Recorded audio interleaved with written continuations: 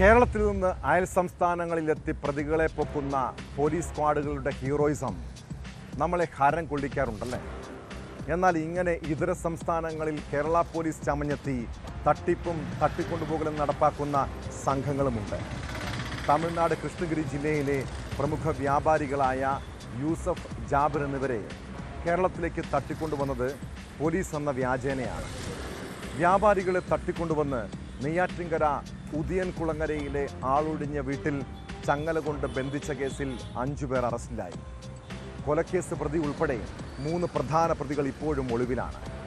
സംഭവത്തിന് പിന്നിൽ വൻ മാഫിയുണ്ടെന്നാണ് പോലീസിന്റെ കണ്ടെത്തൽ.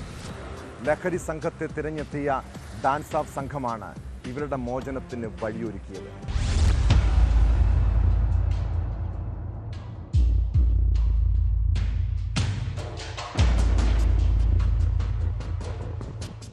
നെയ്യാറ്റിൻകര സ്വദേശിയായ കൊലക്കേസ് പ്രതി ഉൾപ്പെടെയുള്ളവരാണ് തട്ടിക്കൊണ്ടുപോകൽ ആസൂത്രണം ചെയ്തത്. ഓൺലൈൻ മാധ്യമത്തിലൂടെ പരിചയപ്പെട്ട ആളിന്റെ നിർദ്ദേശപ്രകാരം വസ്തു ഇടപാടുമായി ബന്ധപ്പെട്ടാണ് ജാബിറും യൂസഫും കഴിഞ്ഞ ചൊവ്വാഴ്ച രാവിലെ കൃഷ്ണഗിരിയിൽ എത്തിയത്.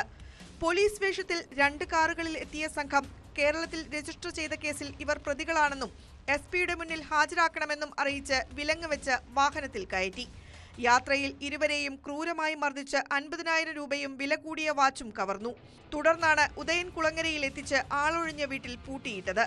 പുറത്തുനിന്ന് വാതിൽ ആണിയടിച്ചുറപ്പിച്ച വീട്ടിൽ ചങ്ങല കൊണ്ട് ബന്ധിച്ച് വായിൽ തുണി തിരുകിയാണ് വ്യാപാരികളെ പാർപ്പിച്ചത്.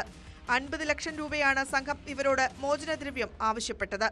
ഇതിനിടെ ലഹരി സംഘത്തെ പിടികൂടാൻ എത്തിയ റൂറൽ ഡാൻസ് ഓഫ് സംഘമാണ് തട്ടിപ്പു സംഘത്തിന്റെ നീക്കങ്ങൾ പൊളിച്ചത്. പൂട്ടിയിട്ട വീടിനുള്ളിൽ ഫാൻ കറങ്ങുന്നത് ശ്രദ്ധയിൽപ്പെട്ട് പരിശോധിച്ചപ്പോൾ അകത്തുനിന്ന് കരച്ചിലും കേട്ടു.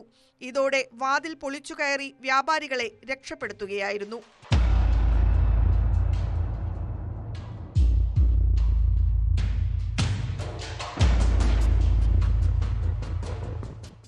സംഭവവുമായി ബന്ധപ്പെട്ട് ഉദയൻകുളങ്ങര കരിക്കിൻവിള ഗ്രേസ് ഭവനിൽ സാമുവൽ തോമസ്, നെയ്യാറ്റിൻകര സ്വദേശികളായ ബിനോയ് അഗസ്റ്റിൻ അഭിറാം, കമുകിൻകോട് സ്വദേശി വിഷ്ണു S. ഗോപൻ എന്നിവരെ അന്നുതന്നെ പോലീസ് പിടികൂടി.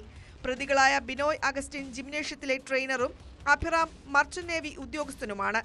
സംഘത്തിന് കൃഷ്ണഗിരിയിൽ സഹായം നൽകിയ സുരേഷിനെ തമിഴ്നാട് പോലീസിന്റെ സഹായത്തോടെയാണ് അറസ്റ്റ് ചെയ്തത്.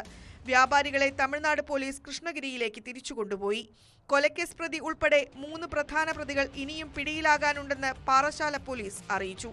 സംഘം മുൻപും പലരെയും സമാനമായ രീതിയിൽ തട്ടിക്കൊണ്ടുപോയി ബന്ദികളാക്കി പണം തട്ടിയിട്ടുണ്ടെന്നാണ് പോലീസ് കരുതുന്നത്.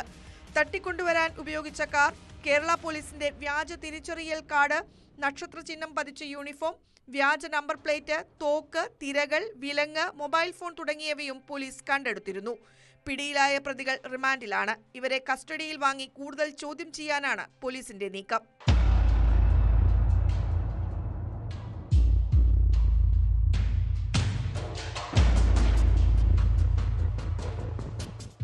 ന്യൂസ് 18 നെയ്യാറ്റിൻകര.